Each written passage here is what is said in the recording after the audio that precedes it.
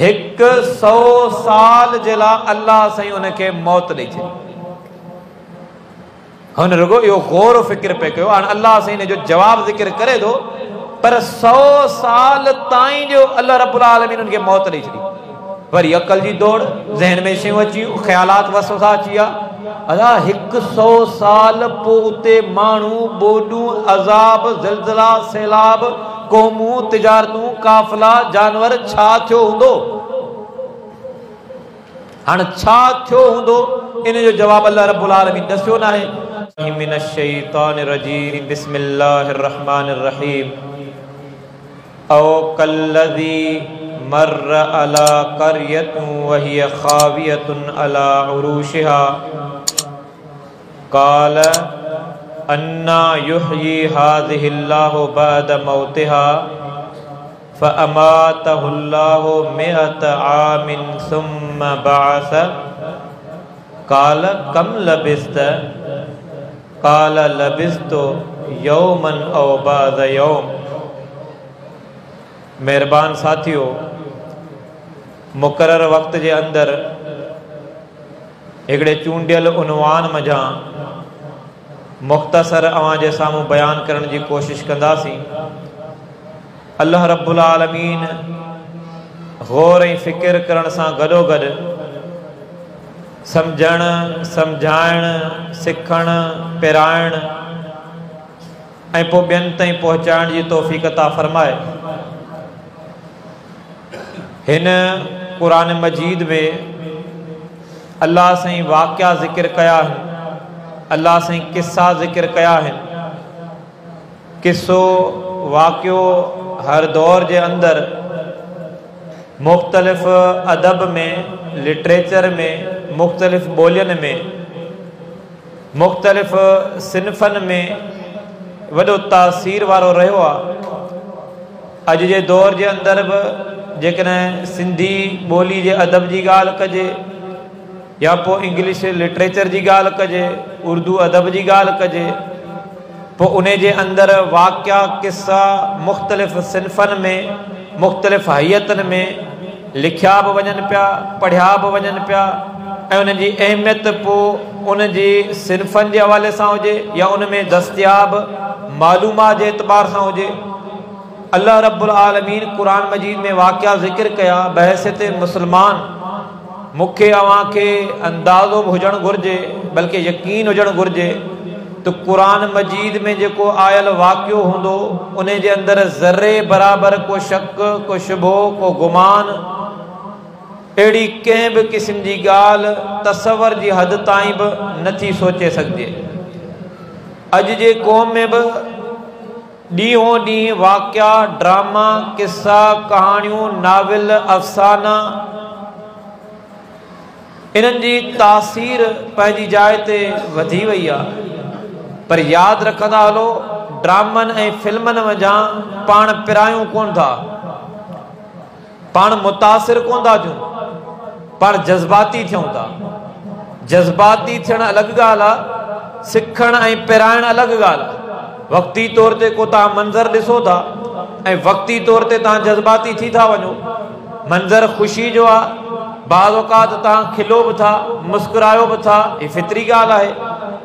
कॾहिं कॾहिं ग़म जो मंज़र आहे, कॾहिं कॾहिं तकलीफ़ जो मंज़र आहे। ऐं अवी ॾिसूं था त माहौल अहिड़े क़िस्म जो लॻो पियो आहे, वक़्ती तौर ते पाण जज़्बाती थी था वञूं। इन ई एतबार सां अॼु जे हिन नौजवान नस्ल जी जेकॾहिं ॻाल्हि कयूं त उहे कंहिं वीडियो मां, कंहिं एडिटिंग मां, कंहिं फिल्म मां, कंहिं ड्रामे मां, कंहिं मंज़र मझां उहो जज़्बाती थिए पियो, इमोशनल थिए पियो, इंस्पायर न पियो थिए, सिखे ऐं पिराए न पियो।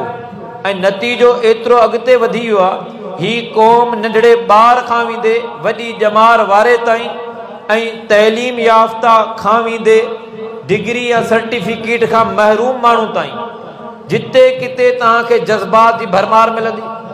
हक़ीक़ी किरदार घटि, असलियत घटि, बनावटी मसनूई क़िस्म जा, आर्टिफिशियल क़िस्म जा किरदार असांखे नज़र ईंदा।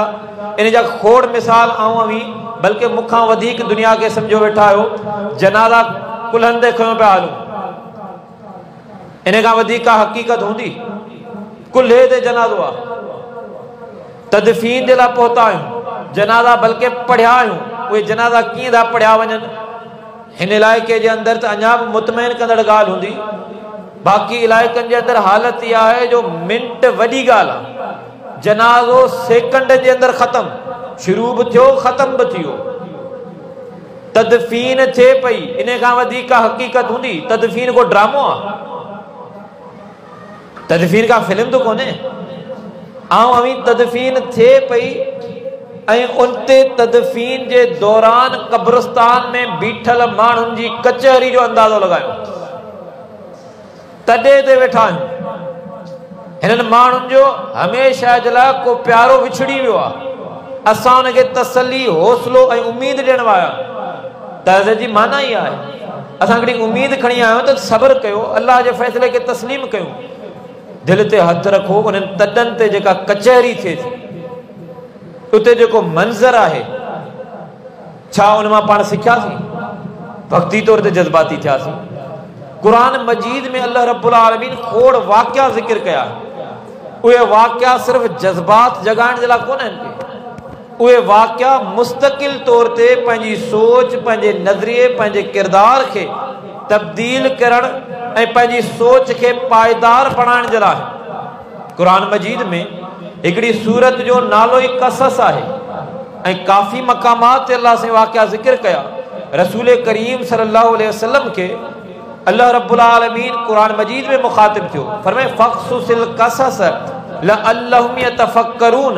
मोहम्मद मुस्तफ़ा अवां वाक़िया बयान कयो, ॿुधाइण वारो केरु आहे? अल्लाह रब्बुल आलमीन। वाक़िया काफ़ी पुराणा वाक़िया आहिनि ऐं उहे वाक़िया अल्लाह रब्बुल आलमीन ॿुधाए पियो। अल्लाह साईं त ईंदड़ वक़्त जा वाक़िया बि मोहम्मद मुस्तफ़ा खे ॿुधाए पियो त क़यामत जे ॾियारे जा छा मंज़र हूंदा, दुनिया जे अंदरि मामलात कहिड़ा हूंदा, दुनिया जे क़ौमनि जा छा मामला हूंदा। उन्हनि क़ौमनि जे किरदार जे बारे में अल्लाह रब्बुल आलमीन आगाही ॾिए पियो, ख़बरदार करे पियो। अॼु असांजे मुआशरे जे अंदरि क़ुरान मजीद खे महदूद रखियो वियो वक़्ती हिसाब सां या जज़्बाती मंज़र जे तौर ते। किथे फोतगी जो मामिलो आहे, किथे क़ुरान खानी जो मामिलो आहे, या किथे बीमारी जो मामिलो आहे।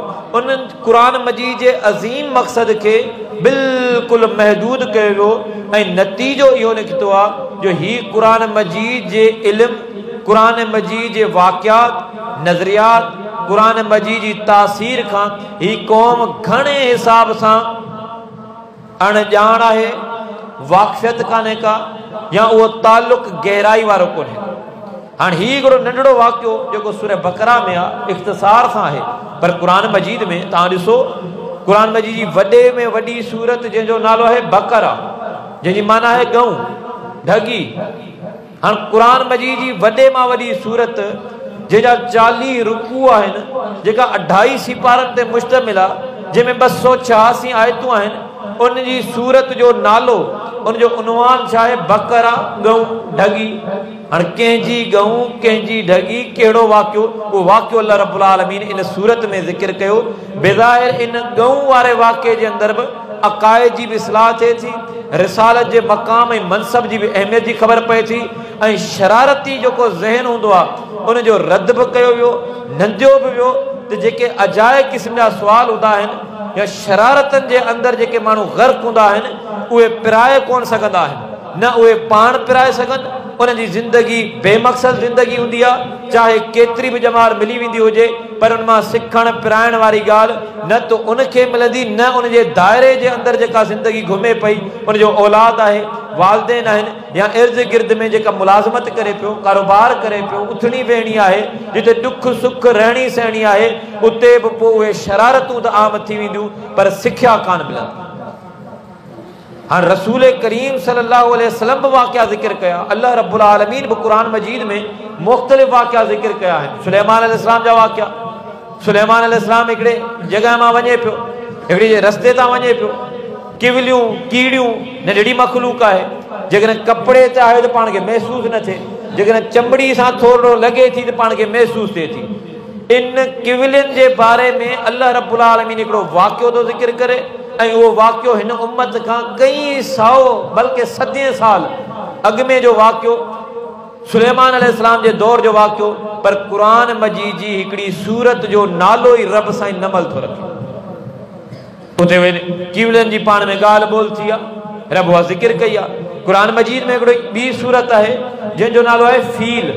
फील जी माना आहे हाथी। रसूल करीम सल्लल्लाहु अलैहि वसल्लम जी विलादत खां अॻु में उन ई साल हिकिड़ो लश्कर वठी करे बदबख्त बादशाह अबरह अचे थो।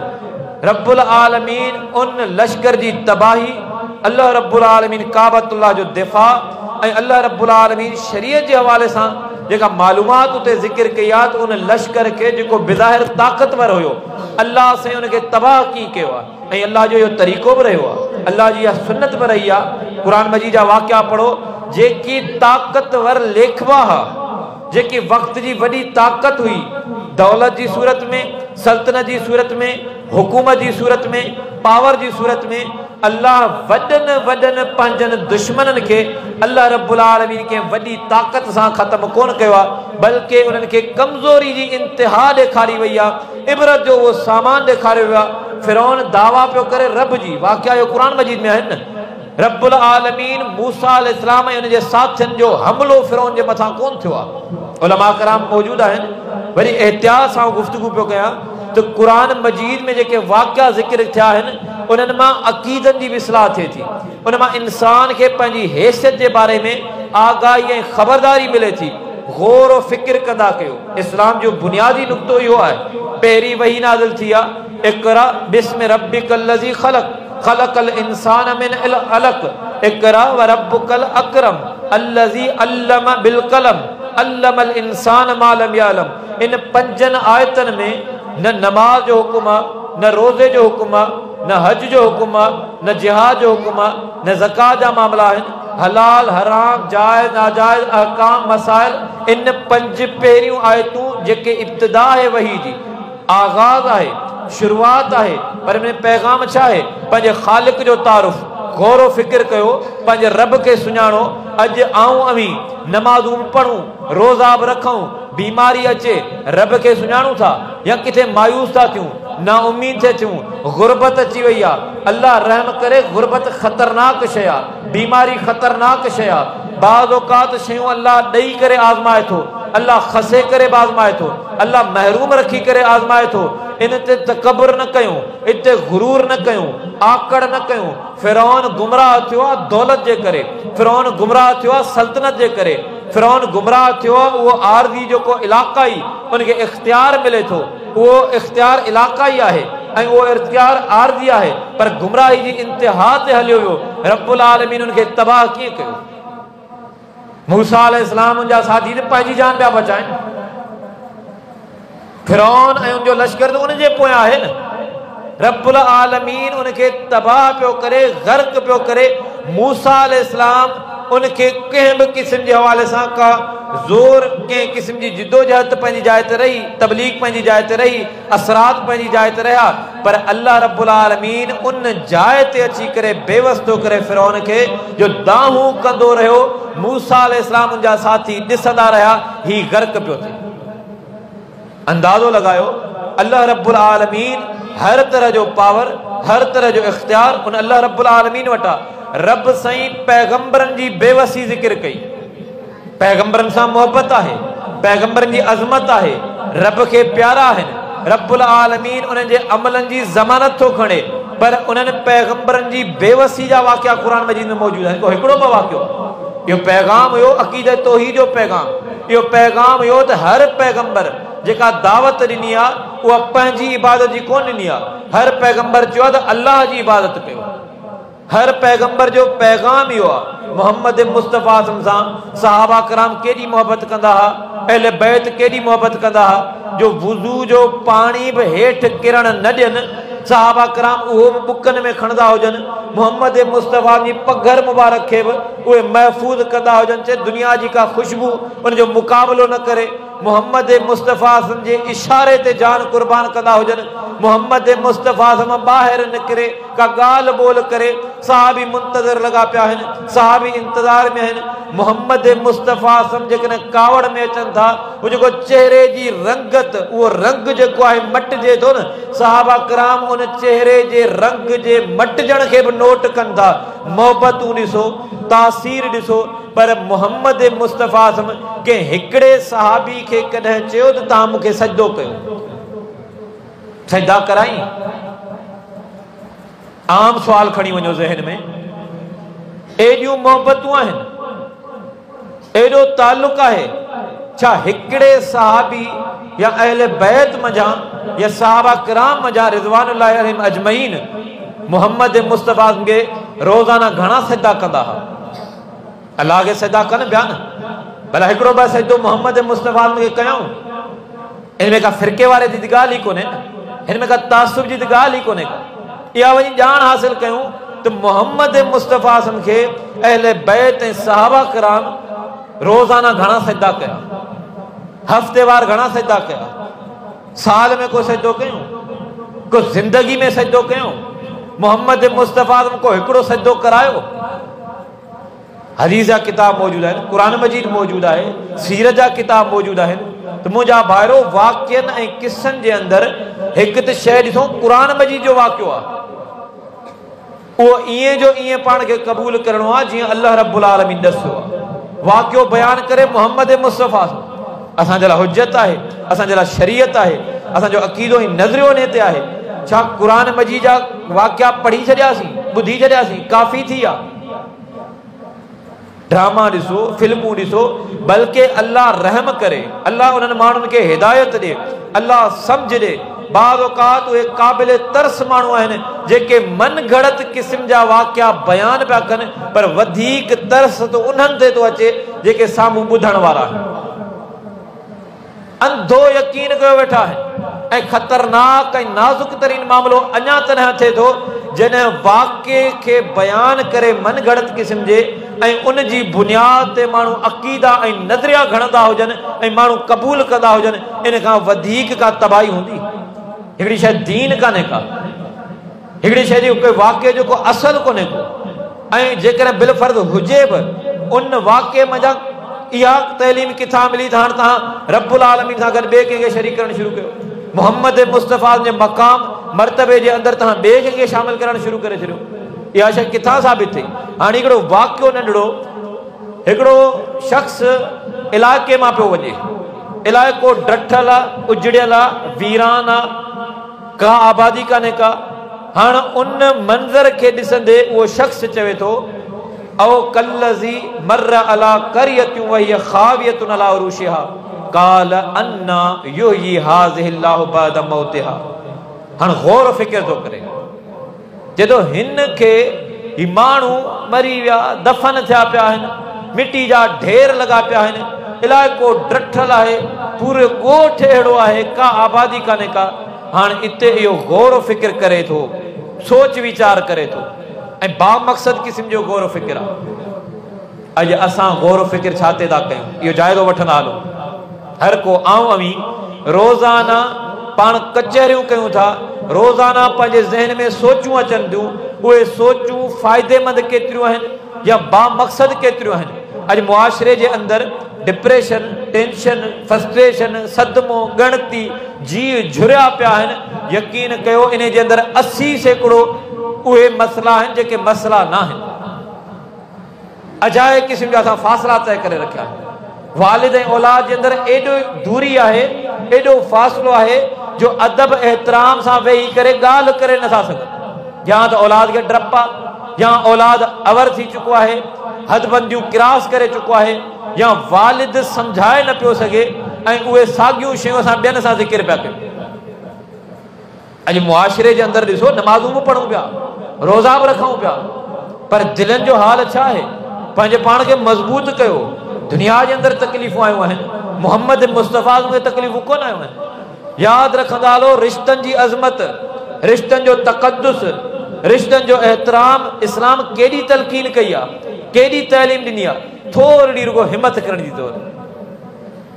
अजाए किस्म जा ख्याल वसवसा सोचूं भी पंहिंजूं सुवाल भी पंहिंजा जवाब भी पंहिंजा पाण कंहिंखे मुजरिम भी ठहराए वेठा आहियूं सज़ाऊं भी ॾियो वेठा आहियूं मञण जे लाइ बि तयारु कोन आहियूं सफ़ाई को ॾिए त ॿुधण जे लाइ तयारु कोन आहियूं हालत असांजी इहा आहे। ऐं वरी जेकॾहिं कचहरियुनि जे लाइ जेकॾहिं थोरी देरि वेहूं बि सही त अहिड़नि उनवाननि ते अहिड़नि मज़मूननि ते तकरीर या कचहरी या पाण में ॻाल्हि ॿोल कंदासीं यकीन कयो जंहिंजो तालुक़ु न मूं सां आहे न तव्हां सां ऐं न ई पंहिंजो को वस हले थो। हिकिड़ी मुख़्तसिर का ॻाल्हि ॿोल थी ऐं उहा ॻाल्हि ॿोल हिकिड़े वाक़े जी सूरत में सिर्फ़ु पैगाम जी सूरत आहे। हिकिड़े माण्हू वटि को माण्हू अचे थो दोस्त आहे हुनजो चांहि तयारु आहे हाणे चांहि साम्हूं आई पर अॼुकल्ह मायूसी ना उमीदी अदा मुल्क में ही पियो थिए बसि हाणे ही पियो थिए हाणे ही न हीअं थींदो मुल्क जी अफ़रा तफ़री अजीब क़िस्म जा फज़ूल क़िस्म जा तबसरा त हुन माण्हू चयो त अदा हाणे ही कर चांहि पी ख़ैर आहे जेको हले पियो पर जॾहिं जज़्बाती पाण थी चुका आहियूं न यार मुल्क में तबाही थी चुकी आहे महंगाई थी वई तइलीम तबाह थी वई सिहत तबाह थी वई मुल्कनि जी हदनि जो ही मामिलो थी वियो सियासत जो मामिलो ही थी वियो मज़हबी तबको अहिड़ो तमामु हमारा जज़्बाती हुजे त अॻियो माण्हू वरी थोरो बुरदबार हिकिड़ो पासो जेकॾहिं सफ़ा एतिरो आहे त वरी ॿियो पासो थोरो मिड़ी लाही में हुजे जे ॿई पासा अहिड़ा हूंदा त पोइ इहो ई हाल थींदो जेको पंहिंजो हले पियो जंहिंजा नतीजा इहे ई हूंदा जेके हलनि पिया।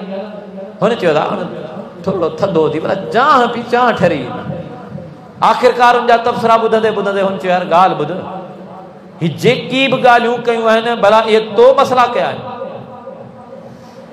इहे मसला तो पैदा कया आहिनि जॾहिं न मुंहिंजो त कुझु बि न वञे मां छा कयो आहे जेको मुल्क जो मंज़रनामो सॼो आहे तो कयो आहे चए न मूं कोन कयो आहे चए भला मूं कयो आहे माने जेके सॼी ॻाल्हि ॿुधाई अथई भला इहो आऊं कई आहे आऊं ज़िम्मेवार आहियां हिन जो चए न तव्हांजो त को ॾोह ई कोन्हे को चए यार चांहि पी वरी वही ॻाल्हि चए भला इन मामले खे इन सॼे मंज़रनामे खे तूं सही कंदे तूं ठीकु करे वेंदे चए न बाबा पंहिंजे वस जी ॻाल्हि कोन्हे हीअ दुनिया खे कीअं पाण चेंज कयूं चए भला आऊं करे वेंदुसि चए न यार तूं जे वस जी ॻाल्हि चए यार पोइ महिरबानी करे चांहि पी त घणे भाङे पंहिंजी कचहरियुनि जा मामला इहे ई आहिनि जो थोड़ी देरि जे लाइ बि मिलूं था त फज़ूल तबसरा एॾा था कयूं यकीन कयो घाटियूं दोस्तियूं असांजूं दाव ते लॻी वेंदियूं आहिनि रुगो बहस खटण जे लाइ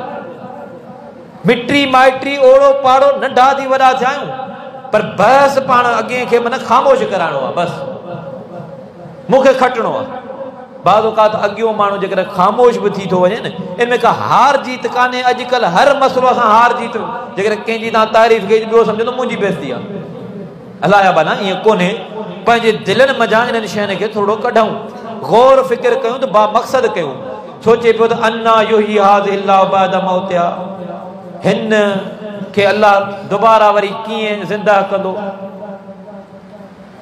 अल्लाह रब्बुल आलमीन इन जो जवाब ॾेई पियो सघियो ऐं हीअ गुफ़्तगू थिए पई अल्लाह जी ऐं उन शख़्स जी इन मां इहा हिकिड़ी हिकमत मालूम अथई त अल्लाह उन पैगंबर सां पियो ॻाल्हि करे नालो हिते कोन आहे त कहिड़ो पैगंबर तारीख़ी रिवायतूं उन्हनि जे अंदरि घणे भाङे जेका मशहूरु ॻाल्हि आहे उलमा कराम मौजूदु आहिनि त उज़ैर अलैहिस्सलाम जे हवाले सां घणे भाङे ॿिया बि नाला ज़िक्र थिया पर जेकॾहिं गुफ़्तगू हले पई पैगंबर जी मतिलबु उन शख़्स जी ऐं अल्लाह जी इन मां इहे कराइण मिलनि था त कंहिं पैगंबर जो वाक़िओ हाणे ज़हन में गौर फ़िक्र में सुवाल कहिड़ो पैदा थियो त अल्लाह कीअं जीआरींदो इन जो जवाबु फौरन अची पियो सघियो पर अल्लाह से फौरन जवाबु कोन ॾिनो सम्झो था इन जो जवाबु कॾहिं आयो महीने में 2 महीननि में साल में जवाबु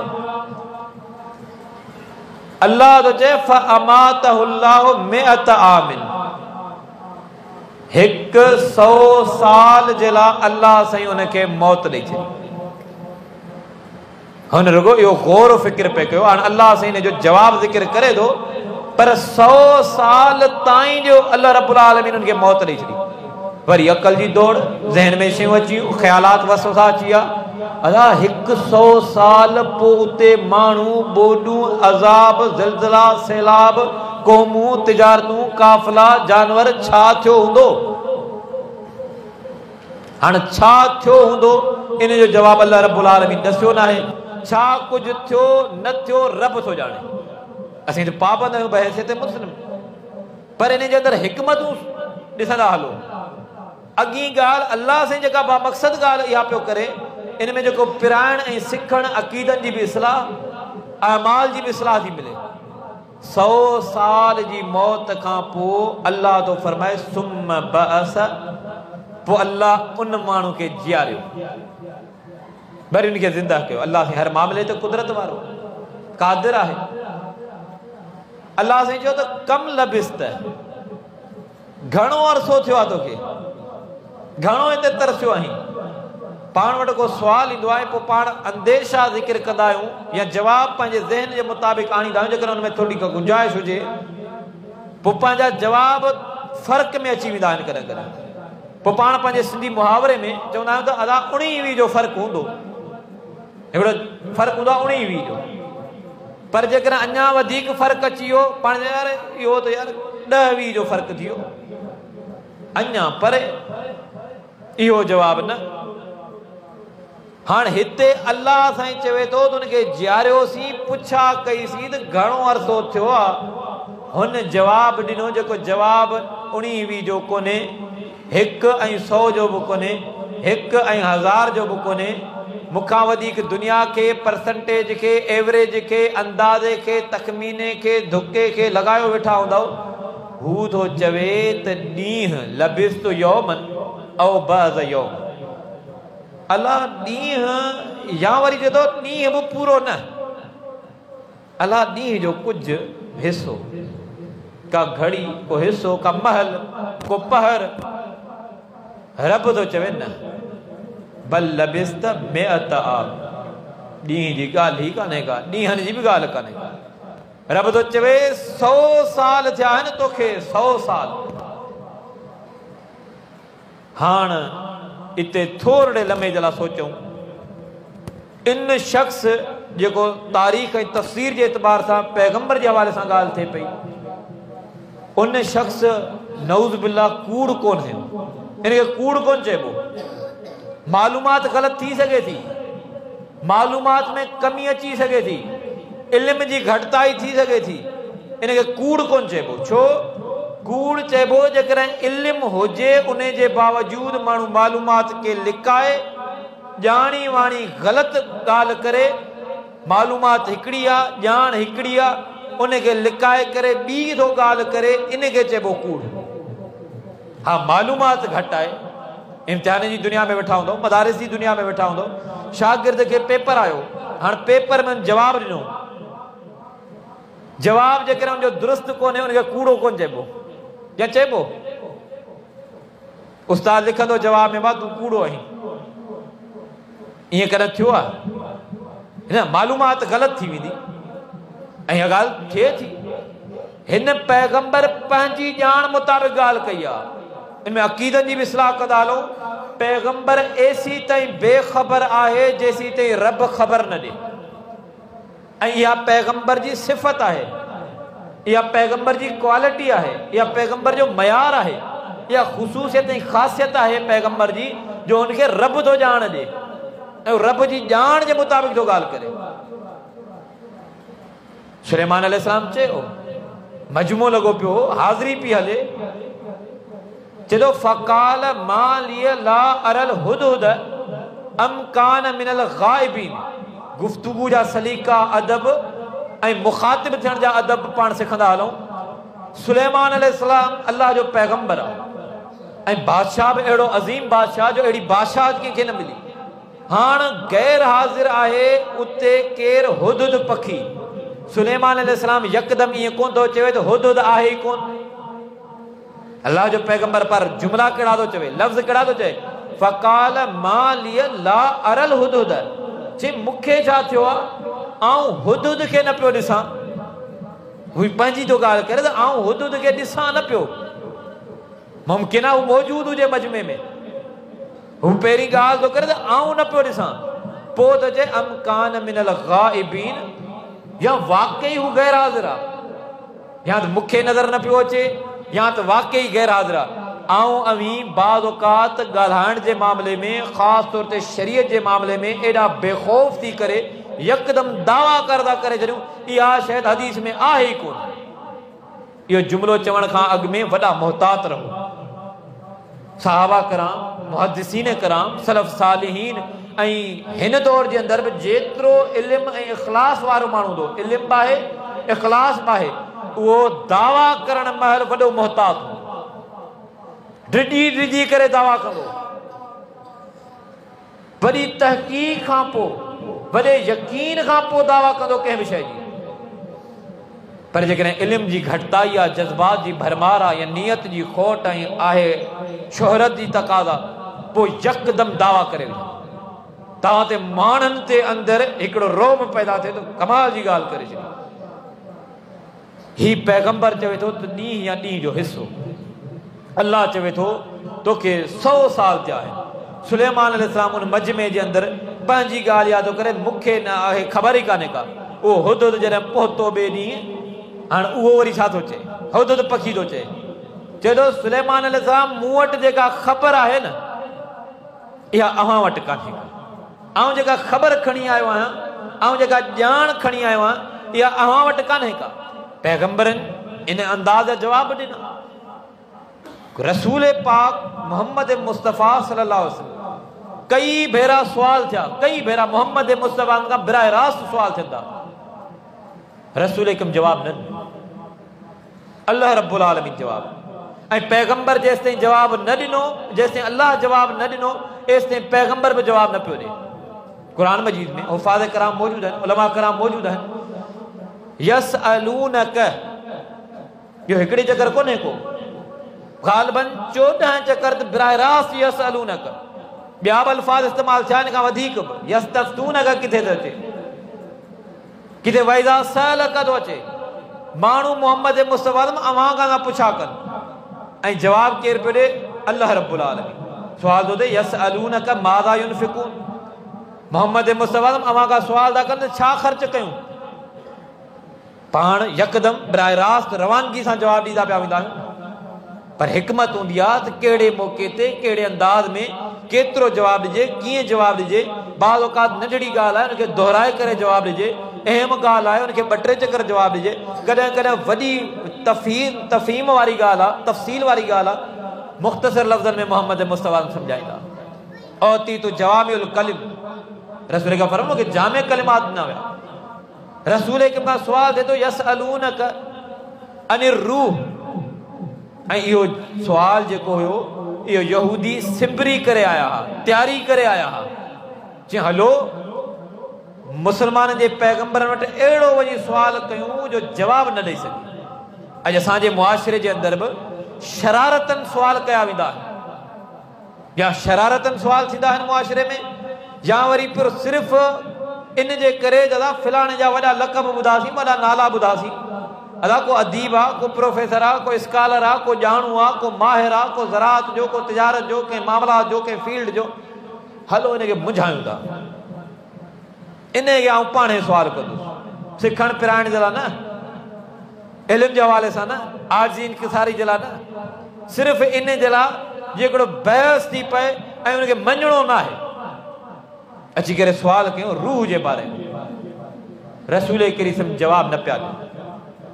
सहाबा कराम में बेचैनी आहे।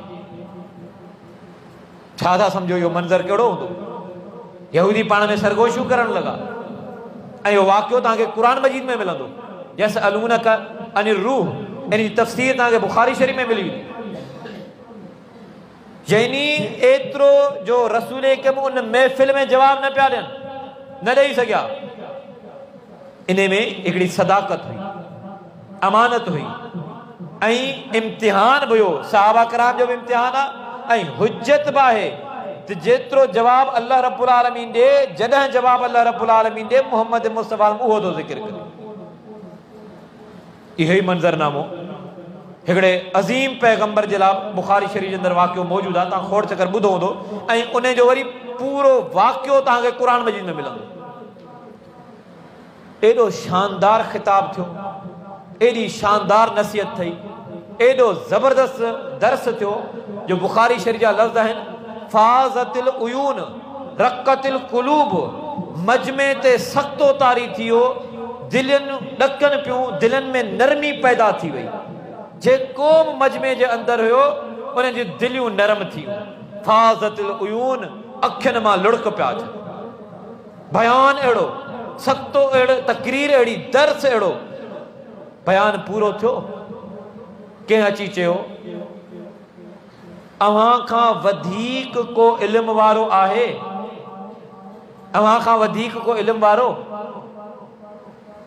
उन पैगंबर जवाब ॾिनो। ही सुवाल पैगंबर खां पियो थिए ऐं पैगंबर उहो जंहिं ते अल्लाह रब्बुल आलमीन किताब नाज़िल कयो आहे। अल्लाह रब्बुल आलमीन हुन सां हम कलाम बि थियो आहे। हुन छा चयो? हुन चयो त न, मूंखां वधीक को इल्म वारो कोन्हे। हाणे अंदाज़ो लगायो, अल्लाह रब्बुल आलमीन वही जे ज़रिए सुवाल जो जवाब आसान लफ़्ज़नि में ॾेई छॾिया। फिलाणो आहे, तव्हां हिनखे ॿुधायो त न फिलाणो आहे मुंहिंजो बानो, इहो वधीक इल्म वारो आहे। जीअं हिते हिन पैगंबर खे अल्लाह रब्बुल आलमीन उन जेको गौर फ़िक्र कई त दुनिया खे, हिन बस्ती खे अल्लाह वरी कीअं आबाद कंदो, जियारींदो कीअं।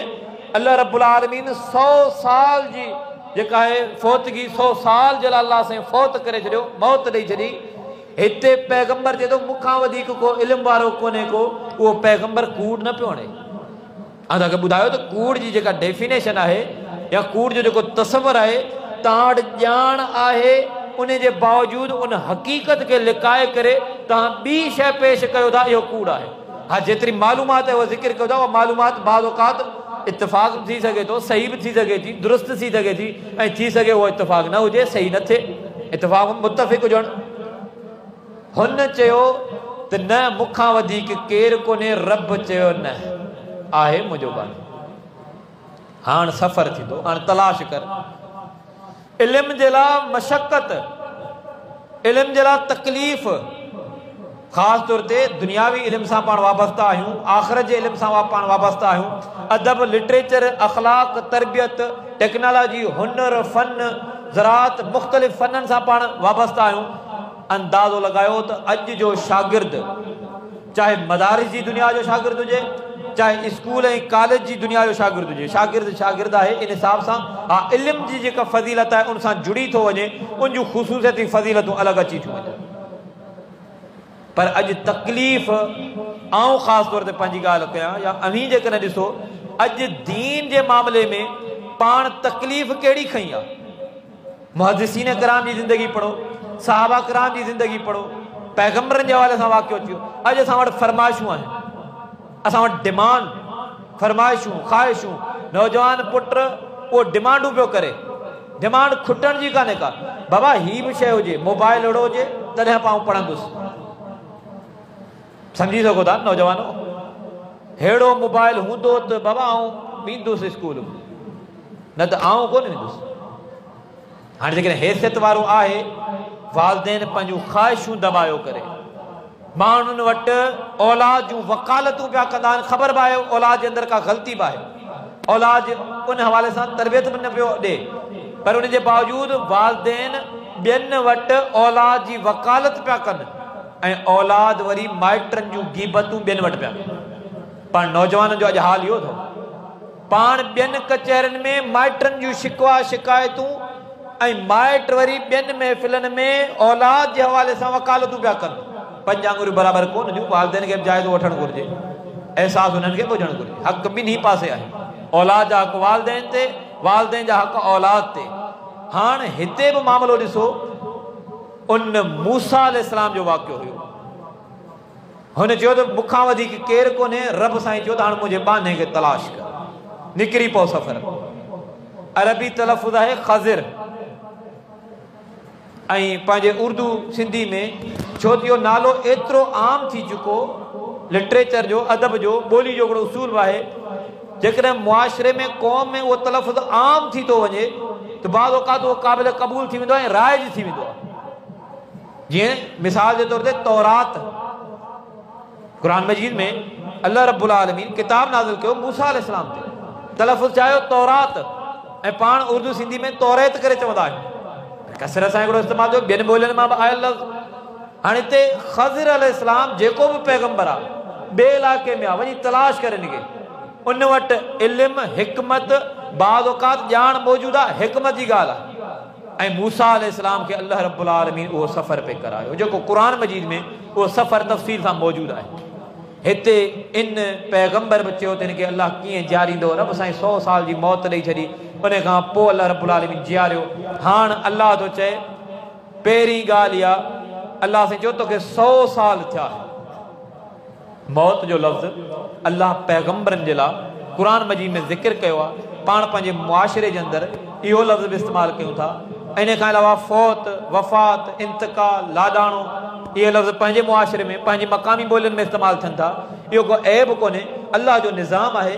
हा, पैगंबर जे लाइ ख़ुसूसियत इहा हूंदी आहे जो पैगंबर खे बार बार हिकिड़ी आछ थींदी आहे। बाक़ी बि जेकॾहिं तव्हां दुनिया में रहणु चाहियो त तव्हांखे दुनिया में रहायूं, इहा हिकिड़ी ख़ुसूसियत, हिकिड़ी सिफ़त ऐं हिकिड़ी आछ ऐं आफ़र जेका थींदी आहे पैगंबरनि खे थींदी आहे। बहरहाल अल्लाह रब्बुल आलमीन पैगंबरनि जे लाइ मुख़्तलिफ़ जायुनि ते इहे लफ़्ज़ ज़िक्र कया। हाणे 100 साल खां पोइ अल्लाह वरी थो जीआरे ऐं चए थो फंज़ुर इला तआमिक व शराबिक लम यतसन्न। पहिरीं त तूं ॾिस पंहिंजे खाधे पीते खे, लम यतसन्न, इहो बासी कोन थियो आहे, इहो ख़राब कोन थियो आहे, इन जे अंदरि बदबू पैदा कोन थी आहे। सोचो ही अल्लाह रब्बुल आलमीन जी कुदरत आहे। वहु अला कुल्लि शैइन क़दीर। 100 सालनि ताईं उन शख़्स जेको पाण सां गॾु खाधो खणी आयो, मुसाफ़िर माण्हू हुयो, उन शख़्स जो खाधो ईअं जो ईअं आहे, उन में बदबू पैदा न थी आहे। ही अल्लाह रब्बुल आलमीन जी कुदरत आहे। हाणे वरी अॻी ॻाल्हि, अल्लाह रब्बुल आलमीन चए थो वंज़ुर इला हिमारिक,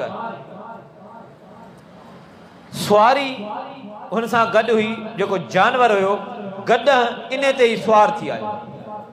हाणे इन जी हालत छा थी वई, खाधो ख़राब न थियो आहे ऐं गॾु जेको आहे उन जा हॾा बि जेके आहिनि उहे पाउडर थी चुका आहिनि, ज़रात थी चुका आहिनि। रब थो फरमाए हाणे ॾिस तुंहिंजे साम्हूं जेको सुवाल तुंहिंजो हुयो, जेको गौर फ़िक्र सोच वीचार हुई, ही को पैगंबर एतराज़ न पियो करे, गौर फ़िक्र पियो करे।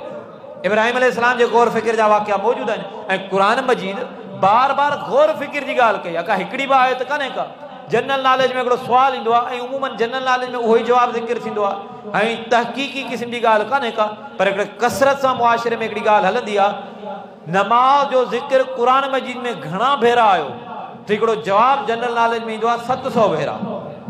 MCQ में इहो ई टिक करे अचिबो, तॾहिं मार्कूं मिलंदियूं। तहक़ीक़ जी दुनिया में जेकॾहिं सब्जेक्ट जी दुनिया में ॻाल्हि कयूं, पोइ सब्जेक्ट जी दुनिया में 700 भेरा आयो या न आयो, इहा हिकिड़ी अलॻि ॻाल्हि आहे ऐं ग़ालिबन इहो हूंदो आहे त एतिरा भेरा न आहे, पर कसरत सां ज़रूरु आहे। वाक़िया, किस्सा, फ़ज़ीलतूं, इन हवाले सां जेकॾहिं ॻाल्हि कजे ज़रूरु आहे। गौर फ़िक्र करण जे बारे में तव्हांखे इन खां बि वॾी तइदाद में तव्हांखे आयतूं मिलंदियूं। गौर फ़िक्र रब तज़किरा कया, आसमान ते गौर फ़िक्र कयो, ज़मीन ते गौर फ़िक्र कयो, चंड जी ॻाल्हि कई वई, सिज जी ॻाल्हि कई वई। कंहिं महिल सूरज जो नालो शम्स आहे, कंहिं सूरज जो नालो कमर आहे, कंहिं सूरज जो नालो नजम आहे, कंहिं सूरज जो नालो नहल, माखी जी मख, उन शहद जा तज़किरा कया हुआ, कंहिं सूरज जो नालो हाथी रखियो, किथे पैगंबर जे हवाले सां वाक़ियो। अल्लाह साईं नेमतनि जा तज़किरा कया, नेमतूं ॻणाए बि पियो, तज़किरा बि करे पियो। अल्लाह साईं शुरू में सूरज जे चई छॾे अल्लाह जी कहिड़ियुनि कहिड़ियुनि नेमतनि जो इनकार कंदो त बि ॻाल्हि काफ़ी आहे, त बि सम्झाणी आहे, लिटरेचर जो उसूल आहे। पर अल्लाह रब्बुल आलमीन हिकिड़ी ई सूरत में केतिरा भेरा नेमत जो ज़िक्र करे वरी चए थो फबी अय्यि आलाइ रब्बिकुमा तुकज़्ज़िबान। वरी नेमत जो ज़िक्र करे फबी अय्यि आलाइ रब्बिकुमा तुकज़्ज़िबान। अल्लाह साईं को वाक़ियो बार बार बि ज़िक्र करे थो, का आयत बार बार बि ज़िक्र करे थो।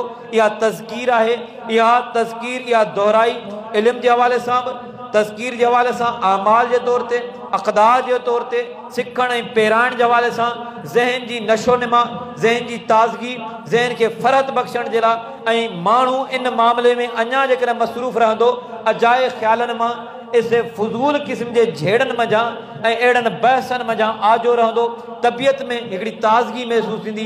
पर जेकॾहिं अजाए क़िस्म जे माण्हुनि जे तबसरनि ते रहियो, गिला गीबत ते रहियो, उहो माण्हू यकीनन बेचैन रहंदो। यादि रखी छॾियो, हसद साड़ करण वारो माण्हू बेचैन रहंदो पंहिंजे बिस्तरे ते पंहिंजे घर छो न सुतो पियो हुजे पर ज़हन ते दिल ऐं दिमाग़ ते जेकॾहिं सुवार हूंदो उहो माण्हू हूंदो जंहिंसां उहो हसद थो करे। उहो माण्हू भले किथे बि हुजे, हसद तकब्बुर साड़ बुग़्ज़ नफ़रतूं इहे बेचैनियूं पैदा कंदियूं, इहे इंतकाम पैदा कंदियूं, इहे बदिलो पैदा कंदियूं, इहे तानो पैदा कंदियूं ऐं इहे शयूं जेकॾहिं असांजी तबियतनि ऐं आदतनि में आहिनि त पोइ सुकून ऐं इत्मिनान नथो मिली सघे। हाणे हिते बि ॾिसो अल्लाह रब्बुल आलमीन चवे पियो हाणे इन सुवारी गॾह खे ॾिस असां इन्हनि ज़रात खे अल्लाह रब्बुल आलमीन फरमाए थो कैफ़ नुनशिज़ुहा सुम्मा नक्सूहा लहमा, कीअं इन्हनि खे हॾियुनि खे जोड़ियूं था पोइ इन्हनि हॾियुनि ते असां कीअं गोश्त चढ़ायूं था। तुंहिंजे साम्हूं इहो मंज़र थींदो, इहो प्रैक्टिकल, इहो अमली नामो तुंहिंजे साम्हूं थींदो।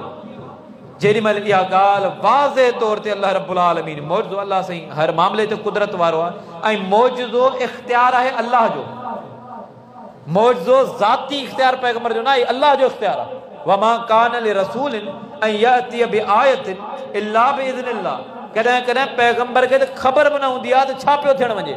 मूसा अलैहिस्सलाम लठ खणी पियो हलियो, उनजा खोड़ फ़ाइदा हुया। मूसा अलैहिस्सलाम खे कहिड़ी ख़बर त हिन लठ जे अंदरि अहिड़ो को कमाल ईंदो।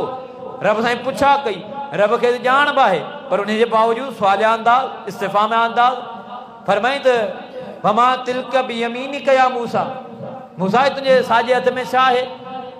मूसा अलैहिस्सलाम जवाब ॾिनो काल हिया असाया अतवक्कउ अलैहा, परवरदिगार ही लठ आहे ऐं खणी हलंदो आहियां।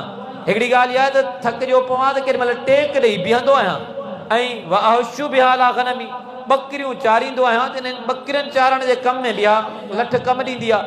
ऐं गॾोगॾु अल्लाह इहा बि ॻाल्हि आहे त इन लठ सां वली फीहा मआरिब उख़रा, इन में खोड़ ॿिया बि कमकार हूंदा आहिनि कंदो आहियां। रब्बुल आलमीन चयो त इन लठ खे उछलाए हिकिड़ो मौजूदो थी पियो। हिते बि इन वाक़े जे अंदरि बि थियो अल्लाह रब्बुल आलमीन उनजे साम्हूं जॾहिं उन गॾह खे दुबारा उन साॻी हालत में जीआरियो, हाणे चए थो त मूंखे वधीक इत्मिनान थी वियो, मूंखे वधीक यकीन थी वियो अल्लाह तूं हर मामले ते कुदरत वारो। जीअं जो इते आयत पूरी पई थिए अॻियां मंज़रनामो इन ई पेराए में ज़िक्र थो थिए। इन रुकू जे अंदरि अक़ीदे आख़िरत खे, अल्लाह जी कुदरत खे ऐं पैगंबरनि जे वाक़े खे अल्लाह रब्बुल आलमीन हिकिड़े ई रुकू में, नंढड़े रुकू में टे वाक़िअनि खे अल्लाह इख़्तिसार सां ज़िक्र कयो। हिकु त इब्राहिम अलैहिस्सलाम जो मुकालमो जेको थिए पियो, इब्राहिम अलैहिस्सलाम जी ॻाल्हि ॿोल जेके वक़्त जे ज़ालिम बादशाह से थी, उहा बि हिकिड़ा ॿ सुवाल हुया मुख़्तसर। हिकिड़ो सुवाल इहो त अल्लाह साईं मुंहिंजो रब उहो आहे जेको जीआरे बि मारे बि। वक़्त जे ज़ालिम बादशाह हुन छा चयो? हुन चयो त इहा का ॻाल्हि कोन्हे, झटि को जवाबु अक़ली जवाबु ॾिनो, पंहिंजे दिमाग़ वारो जवाबु ॾिनई, मिड़ई माण्हुनि खे मुतमइन करण जे लाइ वाह थी वञे। हुन चयो त इहा का ॻाल्हि आहे मारण जीआरण वारी, ऐं बादशाह आहियां अना हुई उहा उमेद, मर्ज़ी खपे कंहिंखे माराए छॾियां, मर्ज़ी खपे कंहिंखे बचाए छॾियां, मुंहिंजो अमर हले थो, मुंहिंजो हुकुम हले थो। इहा त का ॻाल्हि ई कोन थी। तूं पंहिंजे रब हुअण जे जेको आहे रब जे हवाले सां तसवर थो ज़िक्र करीं। इब्राहिम अलैहिस्सलाम इन सुवाल जे पोयां न विया, उलमा कराम मौजूदु आहिनि ॻाल्हाइण में, हाज़िर दिमाग़ी में ऐं बाज़ औक़ात मकालमे जे अंदरि हिकमत हूंदी आहे। इते इब्राहिम अलैहिस्सलाम इन सुवाल जे पोयां न विया, ॿियो सुवाल कई जे मुंहिंजो रब उहो आहे जेको सिज खे ओभर खां उभारे। तूं जेकॾहिं दावा पियो करीं तूं सिज खे मग़रिब खां तूं ओलह खां उभार, उन पासां आण न। इते अहिड़ो इहो सुवाल हुयो जो इन जो जवाबु हू ॾेई सघिया। अॻियां हिते ॻाल्हि थी इब्राहिम अलैहिस्सलाम मुशाहिदा बि करे, गौर फ़िक्र बि करे, माण्हुनि खे अक़ीदे तौहीद जी ॻाल्हि बि करे। हाणे उहो चए थो रब्बे अरिनी कैफ़ तुहियल मौता, परवरदिगार आऊं ॾिसण थो चाहियां तूं मौलनि खे जीअरो कीअं कंदे। हालांकि इब्राहिम अलैहिस्सलाम ॾींहुं राति तौहीद जो पैगाम हो न, उहो चए थो रब्बे अरिनी कैफ़ तुहियल मौता, परवरदिगार आऊं ॾिसण थो चाहियां तूं मौलनि खे वरी जीअरो कीअं कंदे। रब चयो त अवलम तो मिन, इब्राहिम यकीन कोन्हे। सोचो गुफ्तगू, गौर फ़िक्र, वाक़िया, किस्सा, ताल्लुक़, निस्बतूं। रब चयो त इब्राहिम तोखे यकीन कोन्हे। इब्राहिम अलैहिस्सलाम फौरन चयो कालू भला वलाकिन लियतमइन्न क़ल्बी, अल्लाह मूंखे यकीन आहे पर दिलि जो इत्मिनान, थोरो दिलि खे इत्मिनान थी वियो। रब जो फ़ख़ुद अरबातम मिन तैर, 4 पखी खण, उन्हनि खे ज़िबह कर, उन्हनि जा टुकड़ा पाण में मिक्स करे छॾ, मिलाए छॾ, 4 पखी ज़िबह कर, उन्हनि खे मिलाए छॾ, टकरी ते पहाड़ जे मथे हिसे ते उनखे रख। हाणे उनखे सॾ, असां ॾिस त छा था कयूं, हाणे जो उनखे सॾ त उहे जीअरा उॾामंदा अचनि पिया। त मुंहिंजा दोस्तो वक़्त जी बिल्कुलु पाबंदी कंदे सिर्फ़ु चंद इशारात ज़िक्र कया आहिनि त मसरूफ़ियतूं ॾिसो, मोबाइल जी दुनिया में, सोशल मीडिया जी दुनिया में, कचहरी जी दुनिया में, किताबनि वारे पासे हलो, किताबनि सां तालुक़ जोड़ियो, क़ुरान मजीद जी महफ़िलनि सां, हदीस जी महफ़िलनि सां, अहिड़नि वाक़िअनि सां अक़ीदनि जी बि इस्लाह कयो। उलमा कराम जेके वॾी महिनत खां पोइ इन्हनि शयुनि ते गौर फ़िक्र कनि था, मुतालो कनि था, ऐं ख़ासि तौर ते या ख़ुशकिस्मती चइजे, इहो पैगाम ॿियनि ताईं पहुचाइजे जो पाण इन शइ जो जेको एहतमाम कनि था उलमा कराम, बाज़ औक़ात हिकिड़ी हिकिड़ी तक़रीर जे पोयां सफ़र बि हूंदा आहिनि, महिनतूं बि हूंदियूं आहिनि, तहक़ीक़ूं बि हूंदियूं आहिनि, ऐं काफ़ी सफ़र उहो इन जे लाइ वक़फ़ कंदा आहिनि। असां अहिड़ियुनि महफ़िलनि खे अहिड़े ई दिलजमी सां ॿुधंदा बि रहूं, पंहिंजे कचहरियुनि में आणींदा रहूं। अल्लाह रब्बुल आलमीन दिली तौर ते सभिनी खे इत्मिनान नसीब फरमाए, ज़हनी तौर ते परेशानियुनि खां अल्लाह रब्बुल आलमीन दूर करे। अल्लाह रब्बुल आलमीन हर तरह जूं परेशानियूं उनखां अल्लाह रब्बुल आलमीन महफ़ूज़ फरमाए। जेकी कुझु ॿुधायोसीं मूंखे अव्हांखे सोचणु सम्झणु ऐं ॿियनि ताईं पहुचाइणु, इल्मी एतबार सां खुशहाल बणाए। अल्लाह रब्बुल आलमीन खां दुआ है जेकी कुछ बुधायोसीं अमल करणी तौफ़ीक़ अता फरमाए। व आखिर दावाना अनिल हम्दुलिल्लाहि रब्बिल आलमीन।